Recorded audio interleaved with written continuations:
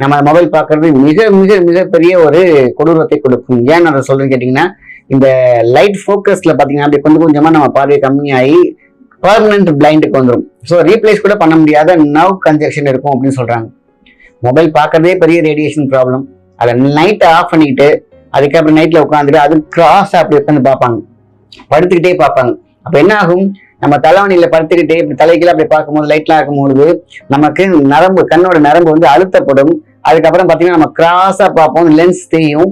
அப்ப எப்படி உங்களுக்கு வந்து அந்த நரம்புல இருக்கக்கூடிய ஆக்சிஜன் லெவல் உள்ள போகும். அதனாலதான் நர்வ் கன்ஜெஷன் ஏற்பட்டு அதுல வந்து பிளாக்கேஜ் வந்து ரத்த கசிவு ஏற்படும். ஸோ அதனால இந்த ஒரு விஷயம் நிறைய பேர் பாக்குறாங்க. ஸோ அதனால இது ஒரு இன்ஃபர்மேஷனை சொல்றேன். அதை கண்டிப்பா தவிர்த்து இருக்கிறது ரொம்ப ரொம்ப நல்லது. கண்ணு ரொம்ப முக்கியம், வாழ்க்கைக்கு அது ரொம்ப முக்கியம். ஏன்னா கண்ணுக்கு முன்னாடி இருக்கக்கூடிய வாழ்க்கை மிக பிரகாசமாக இருக்க வேண்டும்.